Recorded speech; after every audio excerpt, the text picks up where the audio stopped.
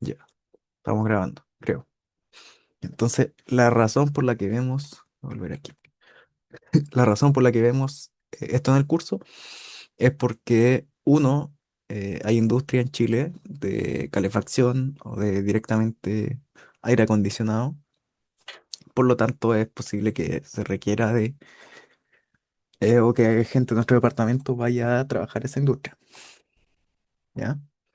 Eh, y además, porque en cualquier industria en general, eh, es importante saber cómo interactúa el aire acondicionado, o sea, el aire atmosférico con nuestros procesos y si, por ejemplo, tuvieran un polvo o una condensación en algún equipo, ¿cierto? Que algo que genera un problema asociado a esto, van a llamarle a ustedes para solucionarlo, ¿ya? Entonces, pasando directamente a la materia, nosotros tenemos que el aire atmosférico es una mezcla de gases. ¿Ya? El aire que nosotros utilizamos hasta ahora era aire seco, en los que teníamos oxígeno y nitrógeno. Ya tiene otras cosas, pero la mayoría son o inertes o están en demasiada poca concentración o presión para considerarlo. Entonces el aire, al modelarse así, tiene se puede representar bien su comportamiento. La cosa es que el aire atmosférico también tiene agua. Y ahí el tema con el agua es que en los intervalos que trabajamos eh, como en los que vivimos y en los que trabajamos, el agua puede cambiar de fase, ¿ya? Y esa es como la base del acondicionamiento del aire, ¿ya?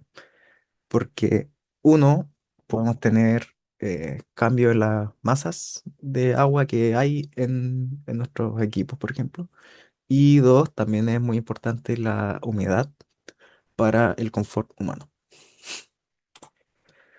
Entonces, como dije más o menos, nosotros tenemos que el aire tiene, atmosférico tiene hay una parte de aire seco y una parte de vapor de agua, ¿ya?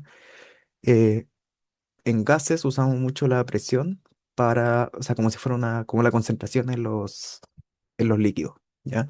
Entonces, si yo quiero ver cuánto, cuánto hay de cierto compuesto en el aire, o una mezcla de gases, yo lo veo con las presiones.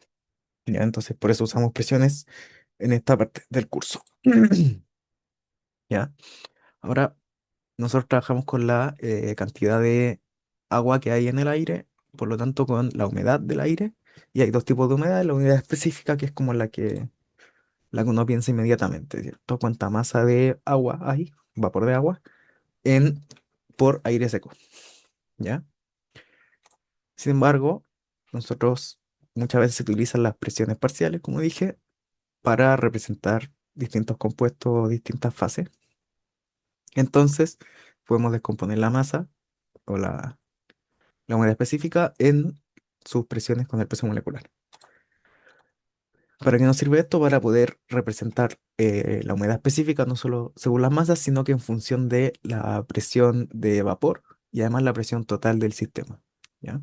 Entonces, así nosotros podemos medir la presión del sistema, saber la presión de vapor de otra manera y obtener la humedad específica.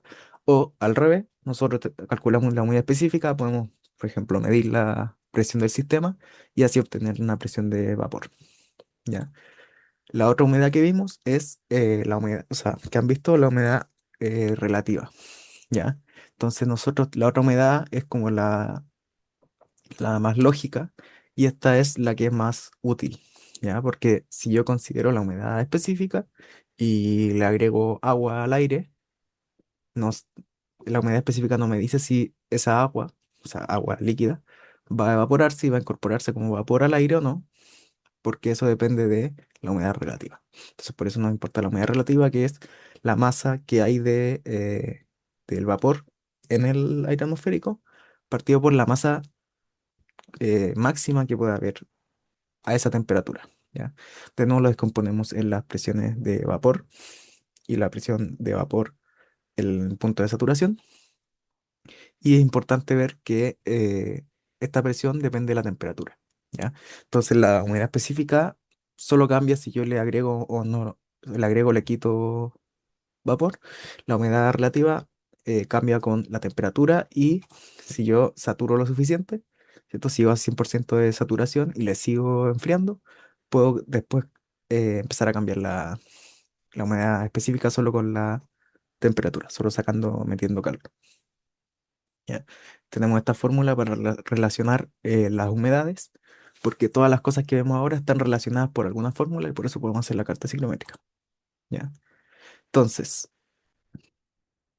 la humedad específica nos sirve para los balances de masa, ¿cierto? Entonces, para procesos en los que sí hay un intercambio de, de vapor en el aire, ¿ya? Y esto es lo lógico. Ahora, para los balances de energía, eh, podemos utilizar esta masa que hemos sacado para calcular la energía total de el aire, ¿ya? Entonces, lógicamente, la energía total del aire es la del aire seco más atmosférico este, más la del vapor.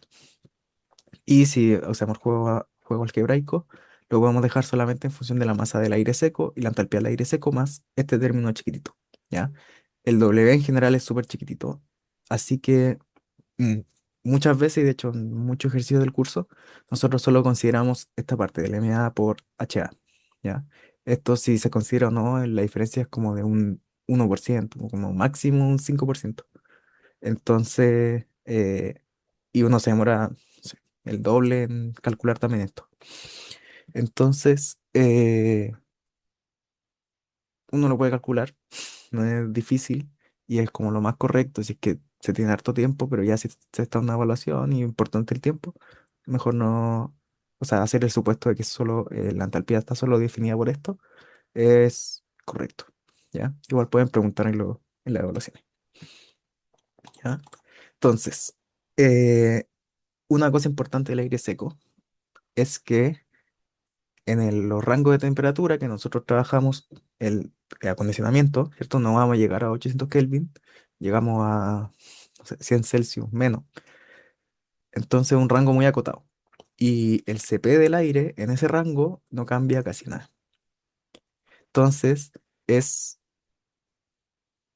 bastante correcto el representar un cambio de la entalpía como un CP delta T para el aire seco eh, en estos rangos, ¿ya?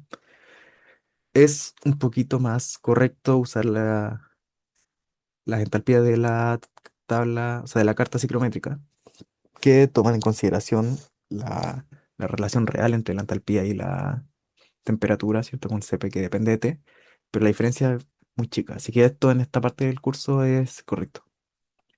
Pero es incluso más fácil verlo en la carta, ¿ya? Ahora, nosotros estamos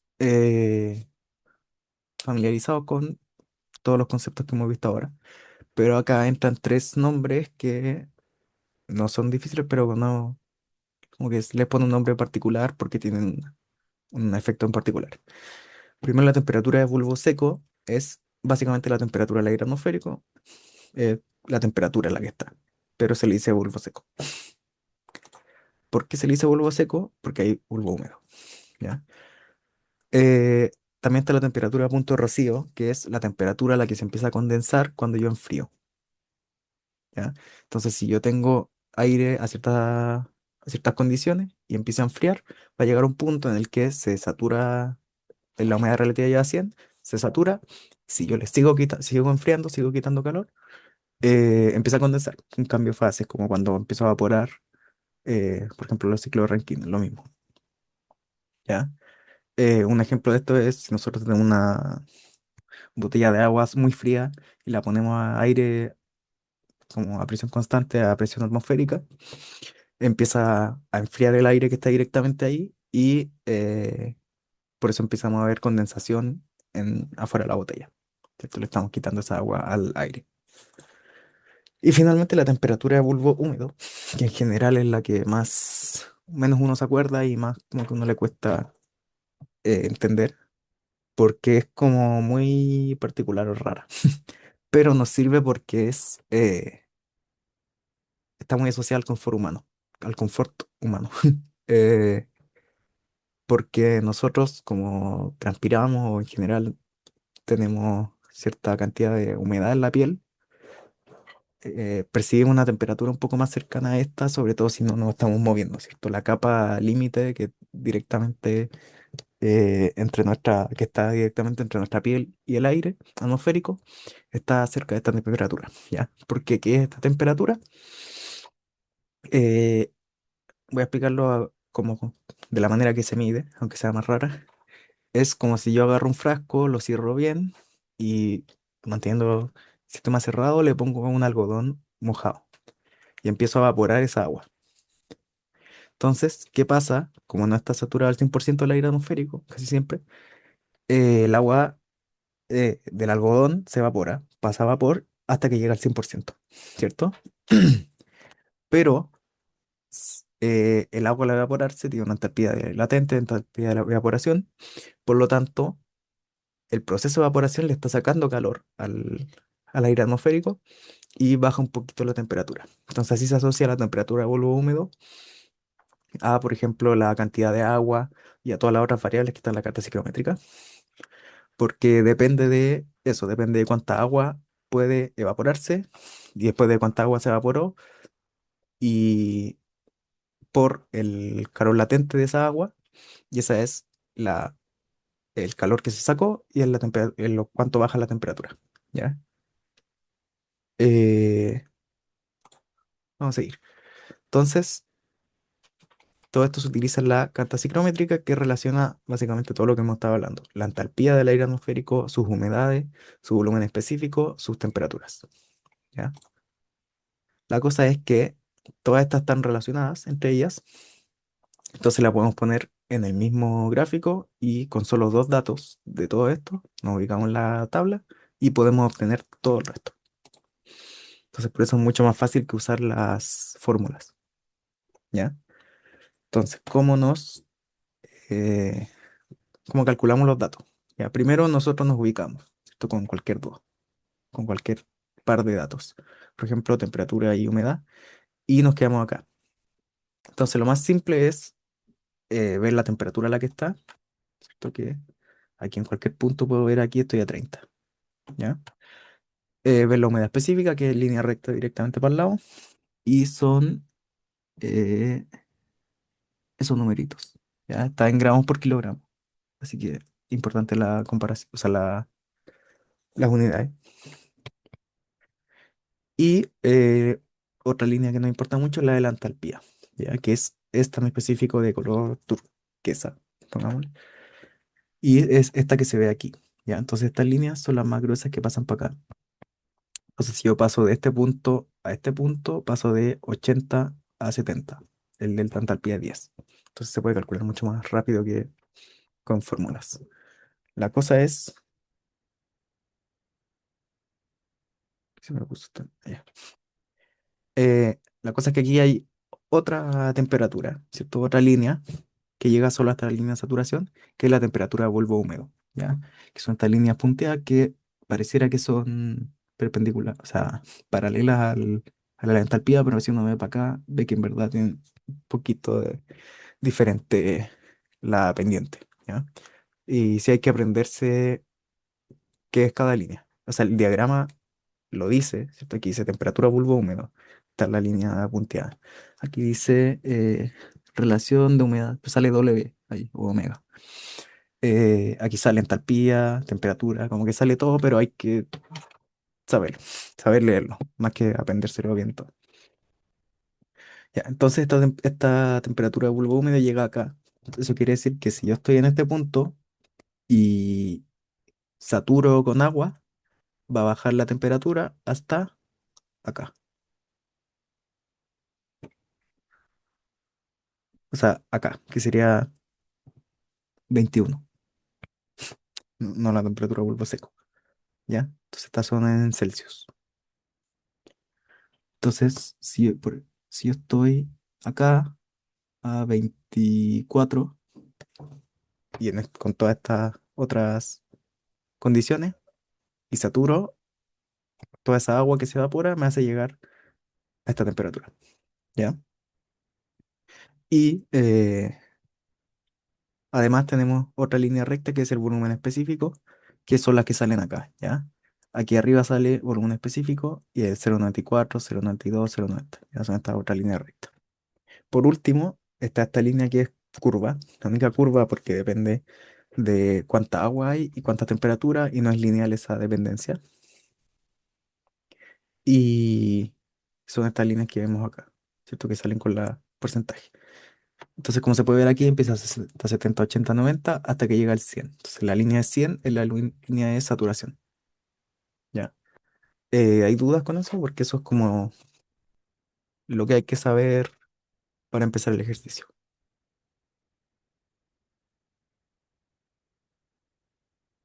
¿Hay dudas? Ya.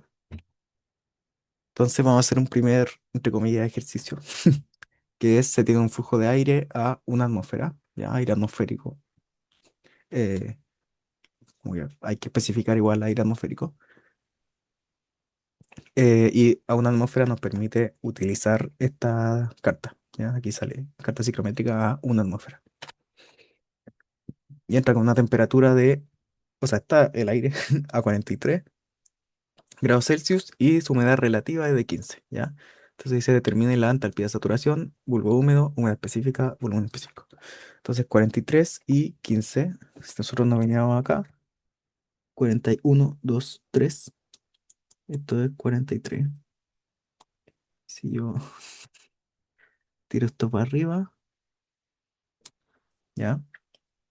Veo que esta es la de 20, esta es la de 10 y me pongo un punto intermedio al ojo.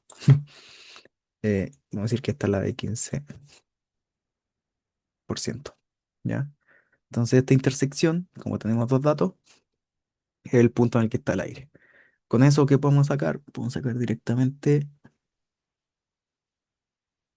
el W específico, la entalpía, ¿cierto? Aquí sería 61, 2, pongo acá, 65, pero bueno, se ve después, ¿ya? Y así hacemos todas las líneas. De hecho, voy a decir, tenemos esta, tenemos, supongamos que es recta, esa para la entalpía, que está acá arriba y acá abajo también. Tenemos para el bulbo húmedo, esta, que sería 21, 2, 3, 3 y medio. Tenemos la de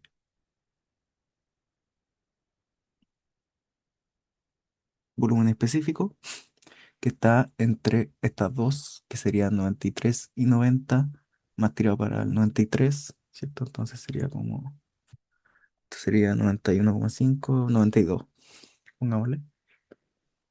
Eh, y que nos falta en tal pie, ya la sacamos.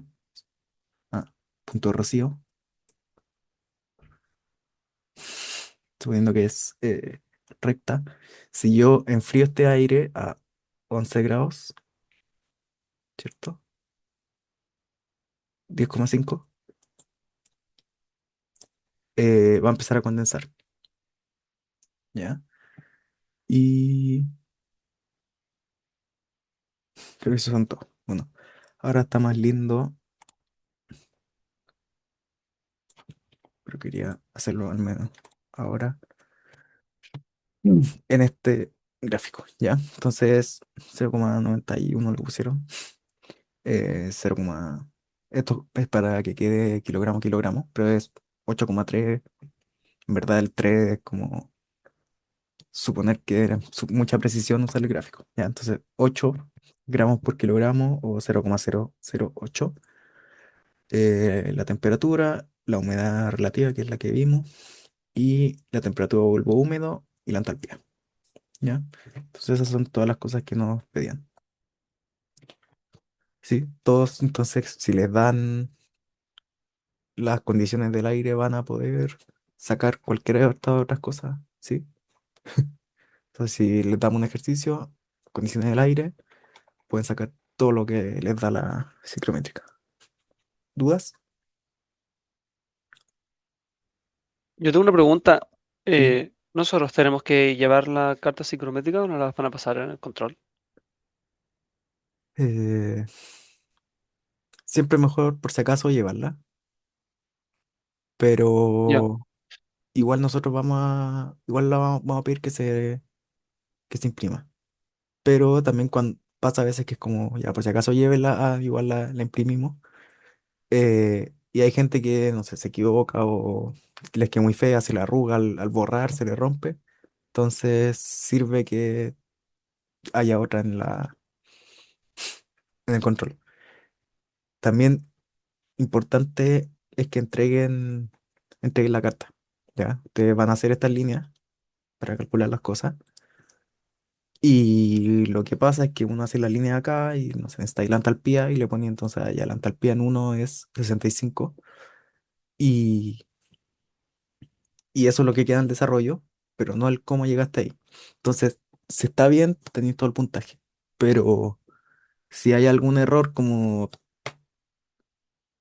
un error que no sea que lo hiciste mal, sino que era 65 y se te, no sé, dio vuelta y le pusiste 56 y no entregaste la carta, se asume que, o sea, como que quien revisa ve y dice como, lo calculó mal, como no sabe usar la carta.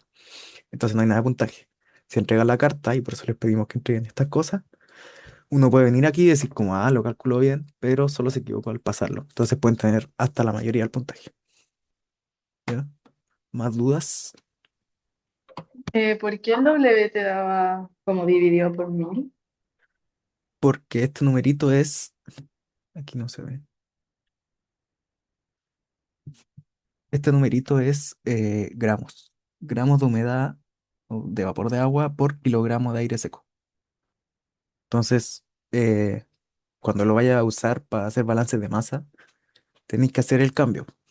Entonces, ¿cierto? No te sirve, por ejemplo, los que vimos, no te sirve en gramos por kilogramo, ¿cierto? Se usa en kilogramo por kilogramo.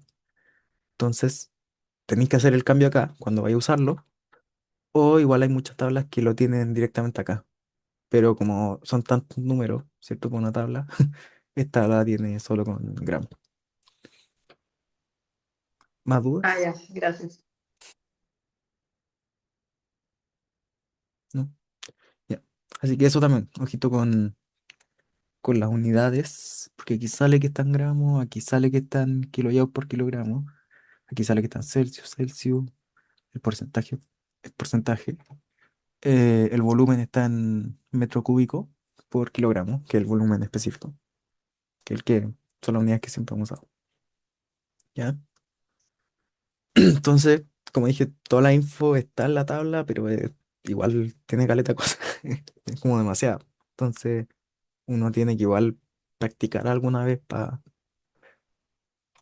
hacerla bien, ¿ya? Entonces aquí están los resultados escritos. Entonces este ejercicio obviamente no es un ejercicio de un ejemplo de cómo sacar datos de ahí, pero podría ser el punto uno de un ejercicio, ¿cierto? Y ahí ya tienen la entalpía, la humedad específica para hacer los balances de masa o el volumen específico para, por ejemplo, sacar cantidad de masa, o sea, flujo másico y ahí pueden empezar a sacar hartas más cosas como por ley de continuidad, pueden empezar a ver velocidades, etcétera, ¿ya? No, lo otro lo voy a hacer después. Pasamos al ejercicio 2, ¿ya? Entonces esto es como el tipo de ejercicio más como difícil, entre comillas. ¿Ya? Esta materia no es difícil, es solo como que te puedes confundir, ¿ya? Entonces aquí hay un sistema de condicionamiento, ¿ya? Que tiene un punto uno, un punto 2, un punto 3. Vamos a asumir que es una tubería. Entonces tiene dos procesos. Uno que es un calentamiento, que es solo calentamiento, y el otro que es una humidificación, ¿ya? Supongan que esto no es una pared que tapa el flujo, sino que es como una barra que hay que tira agua, ¿ya? Y de ahí sale.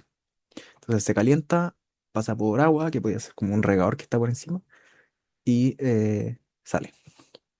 Entonces nos dicen que el calefactor le da calor Q y el humidificador agrega vapor de agua saturada a 100 grados Celsius, ¿ya? Que es vapor. Nos dan el flujo de aire en kilogramos por minuto, la condicional inicial y también la humedad específica. ¿ya? Y aquí como está en kilogramos, kilogramos.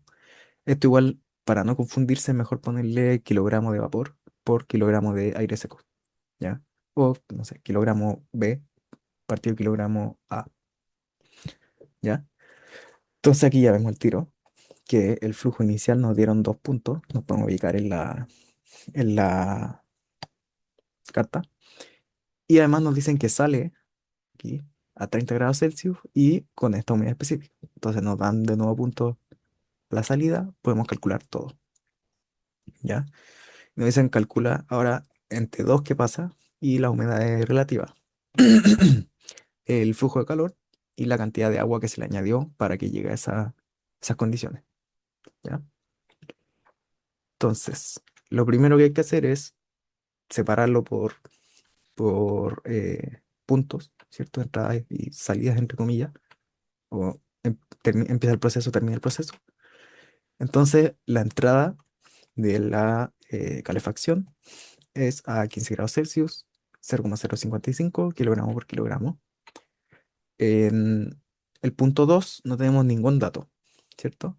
Pero sabemos que no se le agregó ni sacó agua. Y además, como es un calefactor, como se está calentando, no puede condensar agua, ¿cierto? Porque si fuera un enfriamiento, se debería especificar que no está condensando agua, ¿cierto?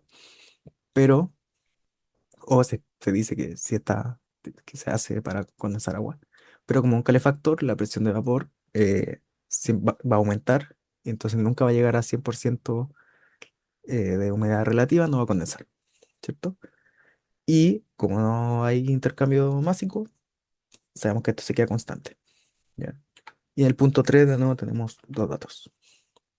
¿Todo bien? ¿Está ahí? Suponer que sí, eh, el inicio, ¿ya? Entonces, vamos a buscar la humedad relativa, ¿cierto? En el punto uno nos dijeron que era 15 grados Celsius y este era 0,0055.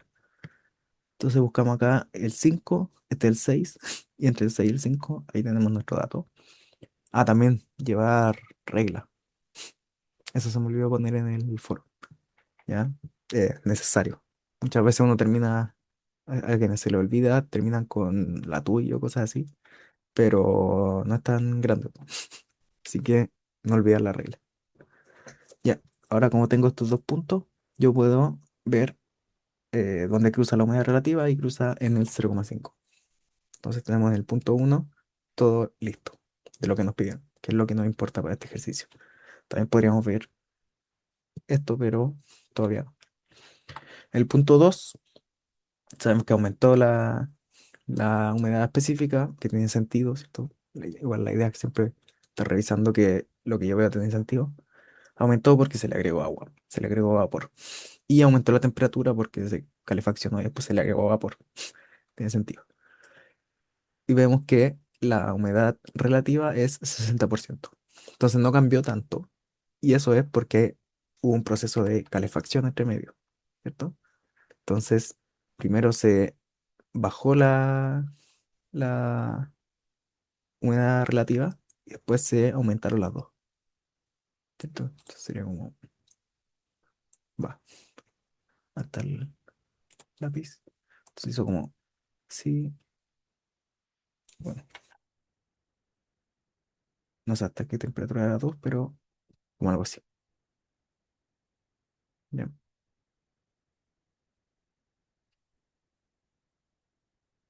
Ahora, eh, como tenemos incógnitas, empezamos a buscar ecuaciones que nos ayuden a despejarlas. Entonces tenemos que la masa de uno es la masa del aire seco por estos datos que ya tenemos, entonces podemos sacar el flujo másico, ¿ya? Que sería 56,7, porque nos dieron esto. Y ahora tenemos otra cosa que relaciona el punto uno, 2 y 3, que es que la masa de aire seco se mantiene, ¿ya? Hacemos lo mismo con el balance de masa de vapor y hacemos el balance de energía al humidificador. ¿ya? Entonces aquí es cuando empezamos a usar las entalpías de la carta ciclométrica, ¿ya? ¿Todo bien? Ya. Entonces, que este balance de energía es a este proceso, ¿no? A la unificación, la salida menos la entrada es igual a la generación, entre comillas, ¿cierto? O todo lo que sale es igual a todo lo que entra. Entonces, esto es el aire que entraba, que como dije, no hacemos el supuesto de que el vapor que ya hay en el aire no afecta, y este es el vapor que se le agregó, ¿ya? Entonces, nosotros hacemos la separación del, del aire seco y podemos obtener H3, ¿ya? Sería esto,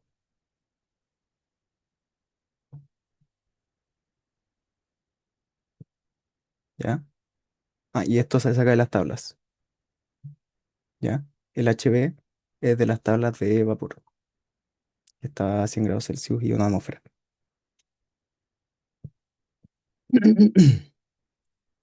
¿Ya? Entonces, ahora tenemos H3, o sea, fuimos a buscar H3, fuimos a buscar HB y tenemos las humedades específicas, despejamos H2, ¿ya? Entonces, todo esto fue para obtener un dato en H2, ya que ya teníamos uno, que era el W, para encontrarnos en la tabla, ¿ya?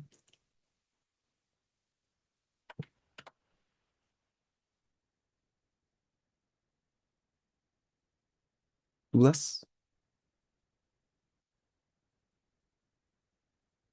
Ya. Entonces tenemos todos los datos que nos pidieron y ahora pasamos a eh, buscar el calor que entra para que se llegue a la temperatura 2, ¿ya? Eh, y en verdad aquí es como necesitamos H1, pero cuando uno al inicio empieza a sacar las cosas, le saca todo, ¿cierto? Como cuando uno al inicio va a la carta psicométrica, sabemos que estamos aquí, entonces podemos ver, vemos al tiro la humedad relativa, la entalpía y hasta por si acaso el volumen específico, ¿ya? Entonces todas estas cosas son más didáctico, más pedagógico que lo que uno hace en verdad, ¿ya? Entonces ya teniendo H2, buscamos H1, que ya lo vimos antes, y podemos hacer el balance de energía entre este punto y este punto, ¿cierto? Que es básicamente la masa que hay por el delta H es Q, lo que siempre hemos visto. ¿Dudas? ¿No? Seguimos. Ahora nos importa, o sea, nos pidieron el vapor, ¿cierto? Entonces lo que nosotros tenemos que ver es el proceso de 2 a 3, ¿cierto? Y la masa de vapor que se le agregó es básicamente eh, el agua, la diferencia de agua entre 3 y 2. Y como vimos antes, los balances de masa se hace con esta fórmula, ¿cierto? Porque esto MA eh, por omega es literalmente la cantidad de agua que hay, ¿cierto? O en gramos o en kilogramos, ¿ya? Entonces ahí se obtiene. Entonces cuando todo esto es cosas que ya hemos visto, ¿ya? El tema es interpretar como lo que nos dicen. Si es que nos dan una temperatura de saturación, si es que nos dan temperatura bulbo húmedo, eso es como a lo más que puede confundir, ¿ya? ¿Preguntas con esto? ¿No? Ya, seguimos. Para no ser, para no llegar muy tarde. Ya. Entonces, pasamos a la pregunta de ciclo de Rankine. Entonces, un ciclo de Rankine ideal, ya lo vimos. Ciclo de Rankine real con irreversibilidades, caída de presión, irreversibilidad en los procesos isentrópicos y caída de presión en estos, sobre todo en los intercambiadores o intercambios de calor. Eh, Podemos tener recalentamiento, ¿cierto? Que es tener dos turbinas y sale el flujo, el vapor de la primera turbina y se calienta de nuevo para hacer otra turbina, ¿ya? Esto ya lo hablamos harto, ya vimos por qué se hacía. Lo importante recordar aquí es que aquí hay dos entradas de calor. Hay un Qin 1 y un Qin 2, ¿cierto? Pero sigamos, ¿ya? Además de recalentamiento, tenemos regeneración, que es que aprovechamos ya en un punto de sacar un poquito de vapor para mezclarlo con el agua, sí, el agua que se va a calentar para después hacer la otra cuestión. Para, perdón, el agua que se va a calentar para que después se aumente su presión y con combustible se vuelva a calentar a un punto energético suficiente para después generar, convertir ese calor en energía. La cosa es que para llegar a este punto necesito gastar combustible y me ahorro combustible si es que lo caliento eh, a una temperatura conveniente. ¿Listo? Ya. La regeneración entonces divide el flujo, ¿cierto? Esto ya lo vimos. Eh, entonces aquí siempre, casi siempre lo vemos como un I que sale, que es una fracción de la masa.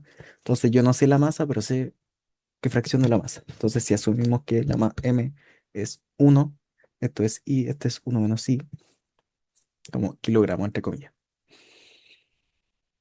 ¿Ya? Entonces como se vio antes, no, esto no, aquí le falta. Ah, no, es que esto no es recalentamiento. Ya. Entonces cuando yo saco una fracción, lo que también estoy ayudando es que necesito condensar menos y por lo tanto no boto esa parte del calor. Entonces el Q de salida es solo una fracción de lo que era antes. Y si nos vamos a las, por ejemplo,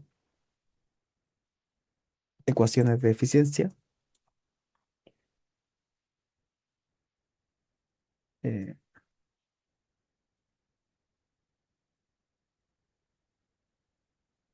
¿cierto?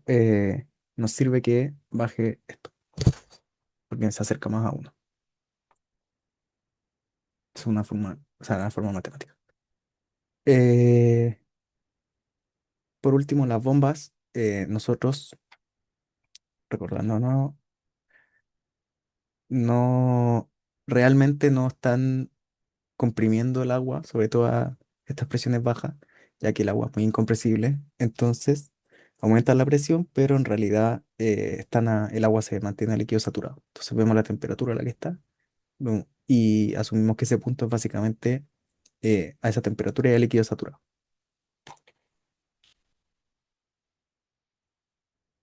Ya. También, igual lo vamos a ver en el ejercicio. Ya.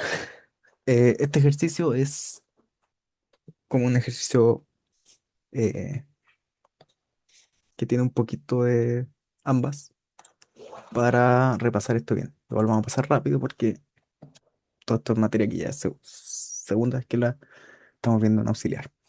¿Ya? Una Pero pregunta. sí, Entonces, el agua nunca está subenfriada cuando trabajamos el proceso. en esto no. Ah, Sobre ya. todo cuando estamos en estos puntos. ¿Ya? El agua creo que tiene, para que estar como subenfriada o comprimida, tiene que estar a como 5 megapascales mínimo. ¿Ya?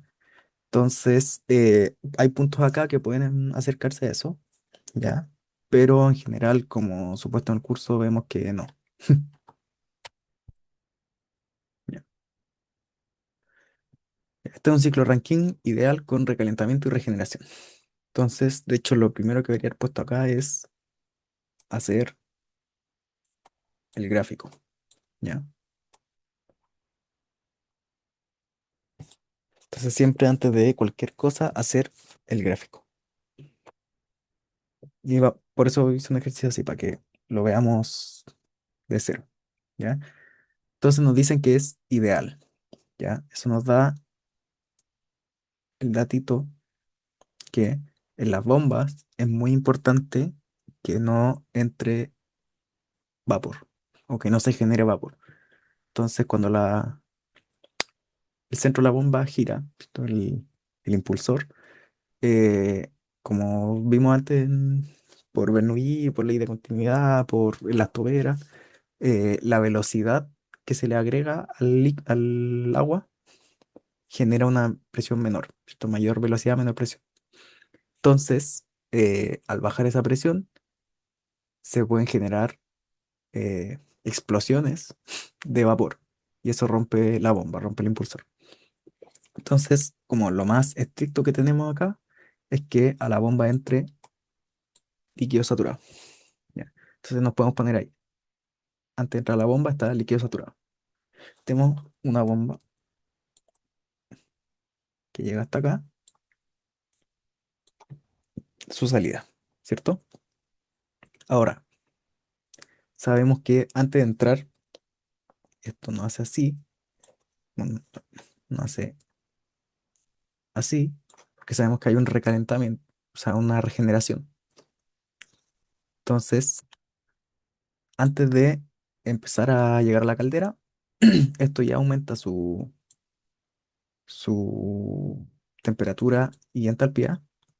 ¿Por qué? Porque se mezcla con un flujo que viene de acá, ¿ya? Y eso es un CA abierto. Entonces, este flujo va para allá, este flujo va para acá. CA cerrado no puede entrar. No lo vamos a poner porque al final no estaba en, en el aux, que igual se ve poco. Entonces, nosotros tenemos que, de hecho, antes de hacer esto, recomiendo poner todas las presiones a las que dice el enunciado. Por ejemplo, esto está a 10 kilopascales, que es el condensador. Entonces, hasta la salida del condensador es isobárico, está a 10 kilopascales. La otra presión que tenemos es 1,2 megapascales. Esto, no, no, se le hace. 1,2 megapascales. Ya, esto ayuda harto a armar el gráfico. Y la otra presión que tenemos es 15 megapascales. ¿Ya? Entonces nosotros sabemos que por aquí el condensador de agua abierto, el CA, baja aquí al mezclarse. Así se ven las mezclas en estos diagramas. Se juntan en un punto medio, ¿cierto? Y eso de punto medio tiene que ser, como va a otra bomba, líquido saturado, ¿ya? Entonces, como sabemos, vemos que todavía no llegamos a la presión de la caldera, tenemos que subir la presión de nuevo con otra bomba. Este quedó muy grande y este muy chico. Pero bueno. Eh, entonces tenemos que poner otra bomba acá. Y aquí empieza la caldera. Y ponemos que llega hasta acá. Este sería el punto 5. ¿Ya? Porque aquí nos dicen, bueno, es un recalentamiento regeneración. Tiene dos, tiene una caldera y una turbina. Y después otra turbina. Entonces la salida de la primera turbina es la entrada al recalentamiento. Entonces sabemos que las turbinas, se me salió el lápiz. Las turbinas hacen así. ¿Hasta dónde? Hasta acá. Porque esta es la presión a la que pasa el recalentamiento y el CA, que lo dice aquí. ¿Ya? Esta es la presión de recalentamiento. De aquí sale, nos dicen al CA una fracción y de punto 6. Entonces, el CA va de 6 a 3. Y el recalentamiento eh, llega hasta 500. Esto es 550. ¿Ya? Voy a poner 500. Y a ver si borro. Bueno, este es el punto 7. Y del punto 7 bajo al punto 8. Que aquí no estoy seguro si eh, está dentro o fuera. Así que lo voy a poner por ahí.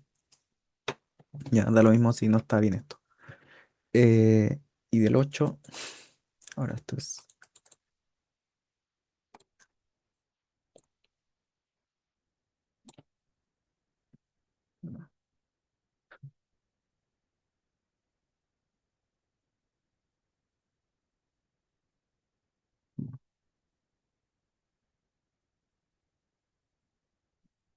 la presión del 8. Y de 8 hay un condensador hasta 1. ¿Ya? Entonces, este gráfico lo sabemos armar porque sabemos cómo funciona, cómo se ve el recalentamiento, cómo se ve la regeneración. También la regeneración podría ser de aquí, ¿cierto? Dependiendo de la presión, o de aquí.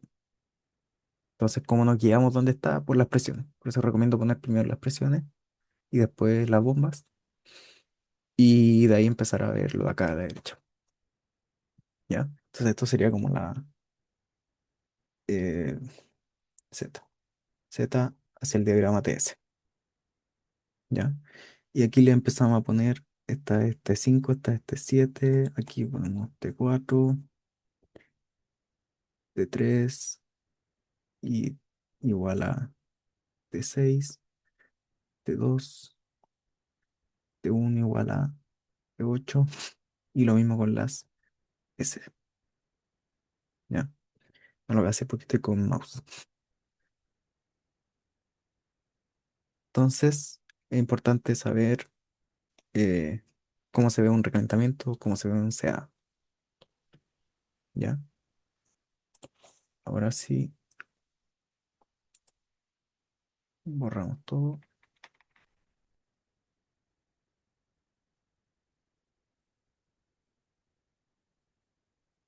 Y pasamos a la A, que nos pide la fracción de vapor extraída de la turbina. Igual, uno ve un ciclo de Rankine y se pone a calcular al tiro los H.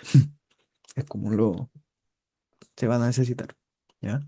Entonces, de uno sabemos que está a 10 kilopascales y también sabemos que, como es la entrada de una bomba, tiene que ser líquido saturado. Entonces, vamos a las tablas de líquido saturado, o sea, de agua saturada. Vemos el HF, que es cuando está líquido, y nos da la entalpía. Y como sabemos que va a ser la entrada de una bomba, calculamos el volumen específico. Entonces, en 2 tenemos que, en la salida de la bomba, por lo tanto, con el volumen específico, ya que las bombas son, hacen trabajo BDP, entonces B1 y B2 es el mismo. Si la entrada de la bomba siempre es líquido saturado, si no, se rompe la bomba.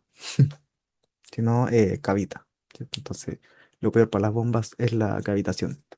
De hecho, al elegir bomba, al diseñar qué bomba necesito, se toma en cuenta el trabajo que va a hacer y cuánta compresión va a hacer para ver que esté siempre bajo un margen en el que cavitaría. Entonces, que la bomba, al generar esta presión baja en ciertas partes, no genera eh, vapor y que se expande fuerte y rompe la bomba.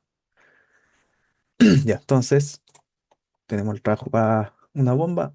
Sabemos que entonces hace 1,2 y por balance de energía, H2 es H1 más el trabajo que le metió la bomba. ¿cierto? Porque asumimos que son adiabáticas. Y ahí podemos calcular H2. Después, en 3 sabemos que es líquido saturado porque le entra una bomba y sabemos que está a 1.2 porque lo vimos en la salida del CA, que está a esa presión. Entonces podemos tener la entalpía, podemos tener también el volumen específico y hacemos lo mismo que antes. Y ahí tenemos 4. Ahora, hacemos bajos. Eh, de 4 a 5 nosotros tenemos una,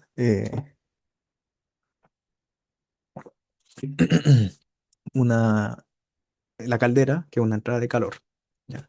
Entonces, no hay una ecuación como para las bombas, pero sí tenemos todos los datos en 5 por el enunciado, que es 15 megapascales y 550 grados Celsius. Entonces, simplemente vamos a las tablas de vapor saturado, buscamos esta presión, esta temperatura, tenemos esta H, y como sabemos que es la entrada a una turbina, también aprovechamos de ver el S, ¿ya? Y pasamos al punto 6 que es la salida de la turbina, y el S6 es igual al S5. Además, nos dijeron que la salida de la turbina, que es la presión de recalentamiento, es a 1.2 megapascales. Entonces nos vamos a las tablas bueno, depende, no sabemos dónde está, así que evaluamos la entropía, ¿ya? Y la entropía de 6 es igual a la de 5, que es 6,52. Entonces, si nosotros tenemos que saber si es dentro de la campana o en la línea, ¿cierto? Que sería agua saturada, tablas de agua saturada, o de vapor sobrecalentado. Entonces, nosotros vemos la línea que lo separa, que es la entropía de saturación a esa presión. Entonces, nosotros vemos que si le hacemos un zoom a la campana cuando está así, decimos, vemos las tablas que ven lo que pasa acá o lo que pasa acá. Veamos qué número hace que si es menor, veamos estas tablas, si es mayor, veamos estas tablas. ¿Ya? Eso es el SG a 1,2 megapascales. Bueno, está ahí. Entonces, nosotros lo vimos y vimos que es 6,522, que es básicamente lo mismo que acá. El ejercicio se hizo para que fuera así. Entonces, justo la salida también es vapor saturado. Y eso está en like, eso está en las dos tablas, ¿cierto? La tabla de agua saturada sale el HG, o sea, el SG y el HG. Y en las tablas de vapor sobrecalentado sale como SAT, ¿cierto? Más abajo salen las otras temperaturas, eh, ¿cierto? Empiezan a bajar la temperatura y acá está la H, o sea, está, bueno, para mí, no me acuerdo decir así. Entonces se usa esta, ¿ya? Entonces cualquiera de las tablas podrían haber visto esto. Y tenemos que el H6 es eso. Después, el H6 es previo al recalentamiento y el H7 es después del recalentamiento, de nuevo un proceso en el que se le mete Q, así que no se mantiene ni el volumen específico constante ni la entropía, pero ya nos da los datos de ese punto, por eso mismo. Entonces buscamos estos datos de vapor sobrecalentado, obviamente, si del vapor saturado se fue para allá, para arriba, y como es entrada a otra turbina, sacamos al tiro el S7, ¿ya? Después vamos a 8, 8 igual a 7, y vemos que eh, el SG, ¿cierto? El vapor saturado con la presión de 1.2, ¿sí? Es 8.14 y esta entropía es menos. Entonces eso significa que estamos dentro de la campana, en una mezcla líquido-vapor. Entonces tenemos que usar la ecuación, ¿cierto? Usar la ecuación X igual, o sea, o sea, va, H es igual a HF más X por HFG para encontrar el 8, ¿cierto? Que es esa que está ahí. Sí está. Y para eso aprovechamos la ecuación que es igual para S. SF más X por SFG porque tenemos el S que tiene que tener, que es 7,677, ¿cierto? Que está ahí, y despejando nos da eso, ¿ya? Entonces despejamos el X, usamos la ecuación para H, para calcular el H, y nos da que esta es la salida del recalentamiento y es entrada a la siguiente turbina, ¿no? Me, me perdí. No, el 8 es la salida de la turbina, perdón, había quedado en el anterior, ¿cierto? Entonces por eso usamos el isentrópico. Voy a borrar eso, ¿ya? Entonces con esto ya tenemos todos los puntos porque son 8 como habíamos visto antes. Tenemos el 1, 2, 3, 4, 5, 6, 7, no, esto está arriba, 8. Y esto debería estar así,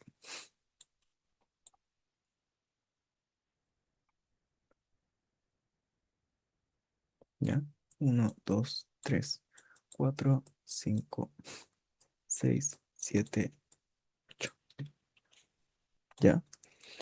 Entonces, vemos ranking, sacamos todas las cosas, tenemos todo para calcular lo que nos piden, ¿ya? Lo primero que nos piden es cuánto, eh, cuánto es el I que se sale antes de entrar a la segunda turbina. ¿Qué hacemos nosotros? El balance de masa que ya habíamos visto, ¿cierto? Aquí tenemos H6, tenemos H2, tenemos H3. Solo la única incógnita es I, entonces esto lo multiplicamos por esto, pasa a 193 para acá y quedan dividiendo eso que es eso menos eso, dividido en eso menos eso por I, ¿cierto? Factorizamos I. Entonces nos da que la fracción, el 23% de toda la masa que hay, se va para acá y el 77 se va para acá, ¿ya? Entonces, pasamos a la B, que es cuánto calor ingresa, ¿ya? Tenemos el calor de la caldera, ¿cierto? Que es el típico H5 menos H4, tenemos los datos, los sacamos. Pero además hay que recordar que el Qin total es también el del recalentamiento, que también se mete a la caldera, también es combustible que uno tiene que gastar, ¿ya?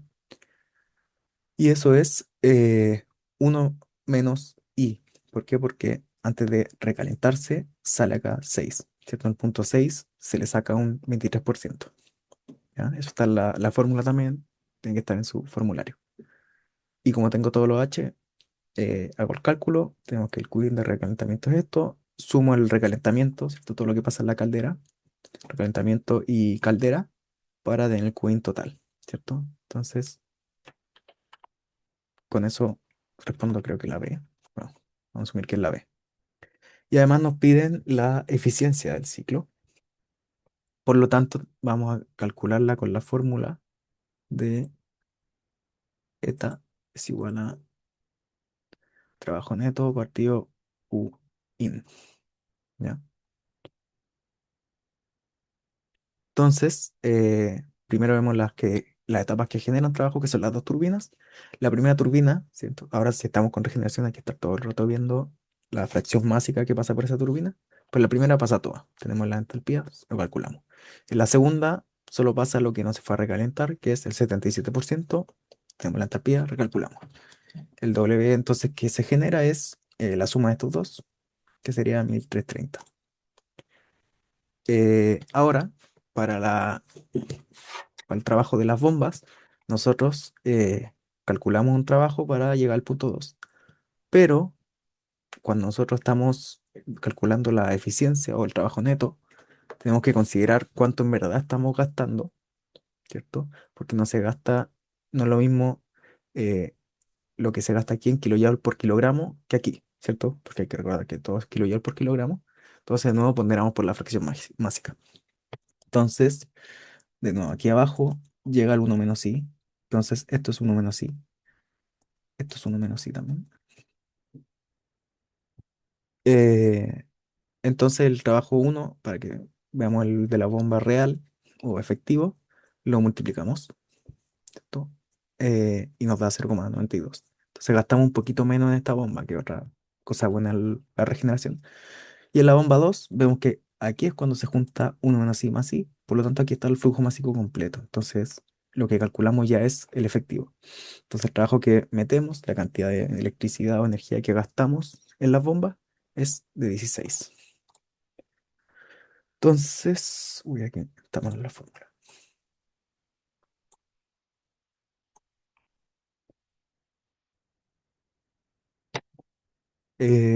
Entonces, el trabajo neto es lo que yo generé menos lo que yo gasté. Estoy siempre lo que generé es más grande porque estoy convirtiendo calor aquí. Eso también tiene que ir en el gráfico.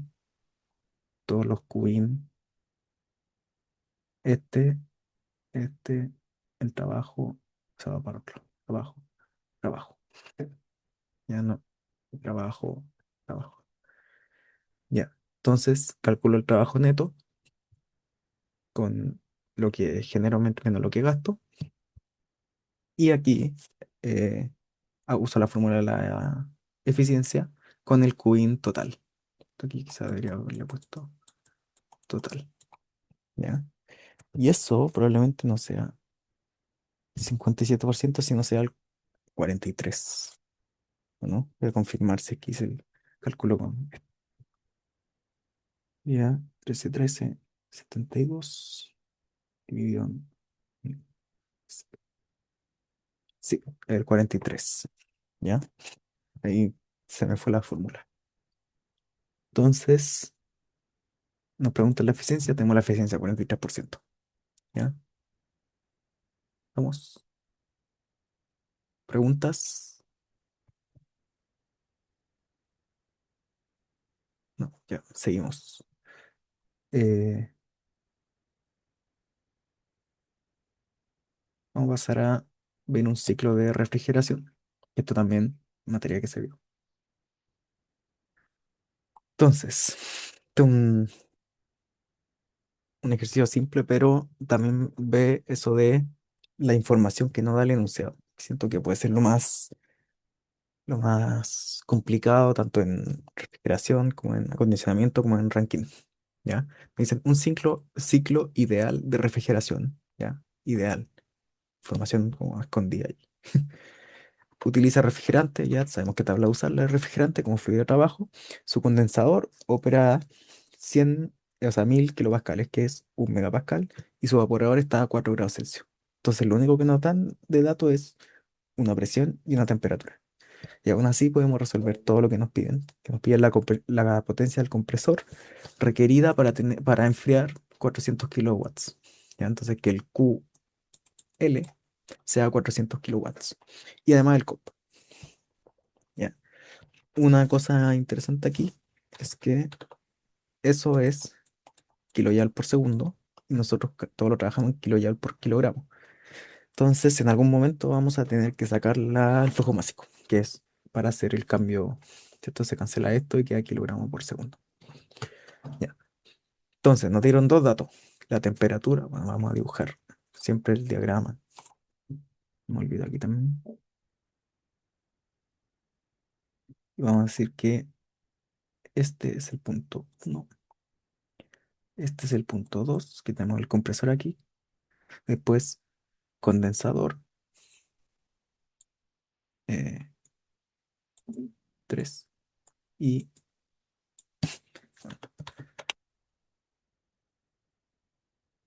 4. ¿Ya? Y ahora hacemos la campana. Entonces, nosotros sabemos que en 4, o sea, en uno está a 4 grados Celsius. Entonces, esto es 4. Y aquí hay que ponerle todas las cositas de entrada y salida. ¿Ya? Y también la temperatura y los S. Y cuando es un S igual. Entonces, nos dijeron solo esto, pero sabemos que como es ideal, uno está, ¿cierto? La entrada del compresor es el volumen mínimo. Ya, entonces, si yo evaporo, si tengo además en la entrada al tiro vapor, aumento mucho el volumen, ¿cierto? Vapor y agua, el vapor es muchísimo más volumétrico que el agua. Entonces, es ideal, sé que estoy aquí. ¿ya? Y además me dijeron que, eso se supone que está ahí, que la presión de aquí es 1 megapascal, ¿ya? Entonces, H1 es H de gas, vapor saturado, que es el Hg, en las tablas a 4 grados Celsius. Eso está en las tablas del 134A. Y además, como sé que la entrada a un proceso isentrópico, le saco al tiro la entropía. Entonces, como en S2, en 2, S2 es igual a S1, es isentrópico, yo busco en las tablas cuando, o sea, un H en el que tengo estos dos datos para encontrar, en el que la presión es 1 megapascal y S es 0,93, ¿ya? Eso da 275. Estamos. Después, en 3 nosotros de nuevo sabemos que es ideal. Entonces, sabemos que evapora todo, o sea, condensa todo lo posible, ¿cierto? Eh, saca todo el calor posible. Y entonces cuando deja de ser posible sacar calor es acá en 3. Ya, entonces un buen condensador va a condensar completamente el fluido y la mezcla. Entonces va a llegar hasta el líquido saturado. Un condensador ideal, no un buen condensador. Eh, entonces va a sacar todo el Q posible, que es lo que nos interesa. Que interesa que bote todo el calor eh, que agregó aquí y un poquito aquí. ¿Ya? Entonces vamos a buscar, como tenemos solo un dato, pero en verdad teníamos dos, vamos a buscar el H3, que es eh, el líquido saturado a 1 megapascal, y en la tabla ya tenemos eso. Finalmente en H4 sabemos que la válvula de expansión es isentrópica, así que tenemos H3, tenemos H4. Listo, de nuevo, tenemos todas las entalpías, podemos empezar a calcular cosas. Entonces nosotros nos piden calcular la potencia, pero la potencia real, no por kilogramo. Entonces, primero calculamos la potencia específica o normalizada por la masa, que es simplemente H2 menos H1, lo tenemos 22. Eh, y después, yo lo voy a poner aquí primero, queremos nosotros el W mayúscula, que eso es el flujo másico por W minúscula, ¿ya? Entonces, necesitamos flujo másico. ¿Cómo sacamos el flujo básico? Bueno, hasta por unidades podría verse acá, ¿ya? Pero la fórmula es QL, es M por la diferencia, ¿cierto? Aquí debería ser H2, no H4. Ah, no, no, no, está bien. Está pensando el otro Q. Entonces ponemos la carga de refrigeración dividido en la diferencia de entalpía, porque despejamos M de acá. Eso nos da el flujo másico, ¿ya? También lo podrían ver eh, si calculan el Q minúscula refrigerado del ambiente frío, ¿cierto? Que está bajo de temperatura. Eso es H1 menos H4. Entonces QL es igual a M por bueno, QL, y podría haberse visto así. Ya. Entonces con eso calculamos el flujo másico y, como dije antes, calculamos con eso el trabajo real. Nos cuesta esto enfriar esa cantidad. Teniendo además esos dos datos, podemos calcular el COP, ¿ya? Con la fórmula del COP. ¿Dudas?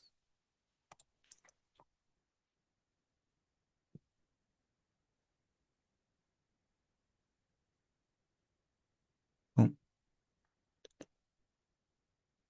Ya. Yo tengo una duda, pero es más que nada como, a final de cuentas van a ser dos preguntas, como uno de ciclo de refrigeración y otra de psicometría. Eh, Van a ser dos preguntas, pero no podemos decir específicamente de qué, o pueden estar mezcladas.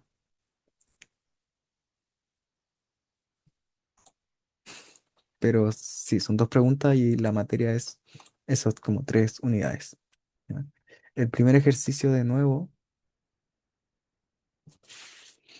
El formulario debería ser de, pongamos una hoja por los dos lados, que al final no cambia mucho. Ya, el primer ejercicio supongo que te refieres a este ejercicio, ¿cierto? Ya. ¿Qué gráfico? Bueno, la cosa es, tenemos 3 puntos. Entonces, eh, bueno, se pueden ver como incógnitas y buscamos ecuaciones entonces para encontrar esas incógnitas. Primero, las incógnitas son las humedades relativas. Entonces, nosotros utilizamos las ecuaciones que están graficadas acá para, para encontrar ese dato. Entonces, como tenemos 2 puntos, nos podemos ubicar en el gráfico, ¿ya? Eh, 1, 2. Y cuando yo estoy en un punto del gráfico, ya tengo información de todas estas, porque estas líneas son ecuaciones, ¿no? Entonces, cuando yo tengo un punto del gráfico, tengo el punto de todas las ecuaciones. Entonces, como que puedo resolver las ecuaciones y en verdad es simplemente verlo en el gráfico, ¿cierto? Entonces, si yo quiero relacionar este punto, o relacionar la temperatura y esto, y la humedad específica con la entalpía, me voy en estas líneas para acá. Si yo quiero la humedad eh, relativa, veo la línea de humedad relativa y eh, la intersecto con mi punto, ¿cierto? ¿Dónde esas líneas intersectan? Entonces ahí también puedo tener el volumen específico, ¿cierto? Que entre estos dos sería acá. Todo iguales al ojímetro. Entonces eso está entre 10 y 12,5. Entonces se le pongo 10,5. Igual la idea es que vean un poquito la proporción, ¿ya? Pero lo importante aquí es lo que nos piden, ¿cierto? Y nos piden la humedad relativa. También para más adelante, o ya lo puedes tener marcado en tu carta, tenéis la entalpía en 1, ¿cierto? Y además, en el punto 2 también tenemos la temperatura, el H específico por enunciado, o sea, el doble específico, bueno, humedad específica.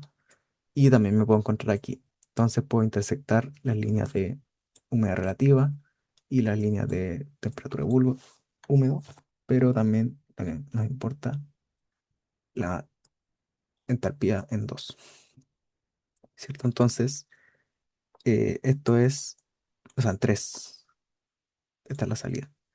Esto es T3, esto es W omega 3, era en 1, esto es T1. Entonces, nos ubicamos y podemos tener todos los otros datos en esos puntos.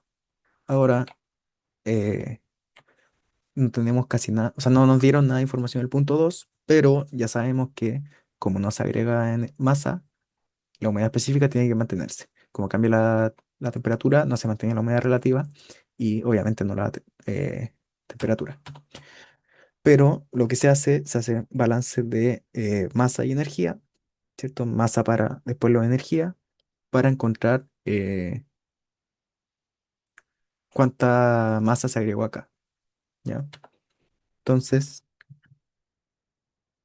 cuando yo obtengo todas esas masas, ya todas las entradas y todas las salidas, eh, y además tengo los H por carta psicométrica o tablas, yo puedo entonces hacer un balance de energía para encontrar H2.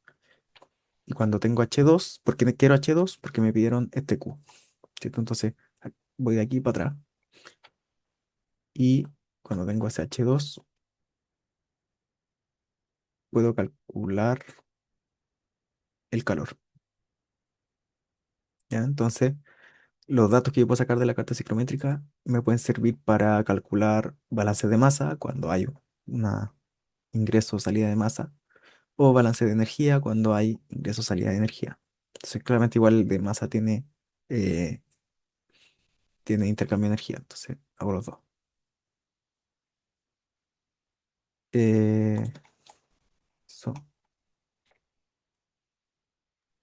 Las Tengo una tablas, pregunta. ¿sí? ¿La humedad relativa solo se mantiene constante cuando no hay intercambio másico ni tampoco se condensa? ¿Solo con esas dos? La humedad relativa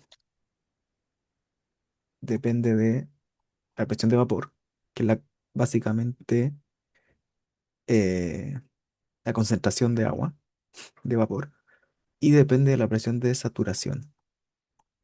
La presión de saturación depende de la temperatura. Ay, En- o sea, la relación de humedad. sí, entonces depende de cuánto vapor hay, ¿cierto? Esto depende del vapor que hay. Le puse vapor, ¿ya?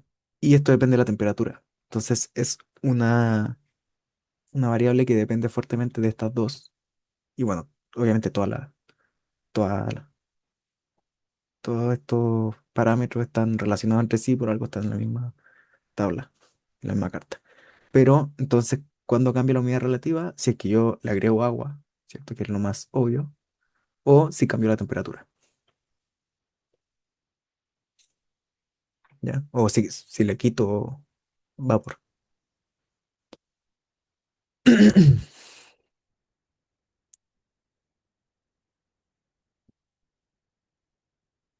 Ya, me preguntaron qué tablas se usan en general. Eh, para ranking, las de vapor, como A4, A5, A6. O sea, agua saturada, agua sobrecalentada, como vapor sobrecalentado. Para acondicionamiento, la carta ciclométrica y de nuevo agua. Eh, para refrigeración, el de 134A, ¿cierto? Que esa es... eh,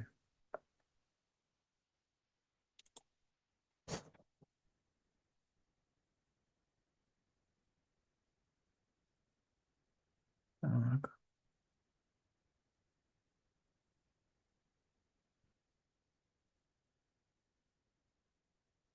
24, ¿por qué no buscan?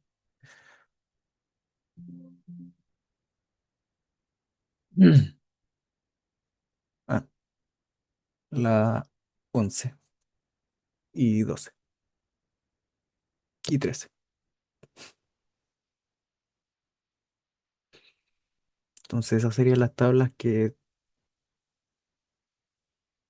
mínimas que se requieren como para estos ejercicios.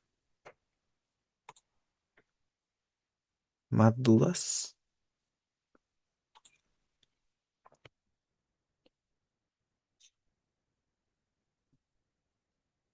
No, voy a dejar de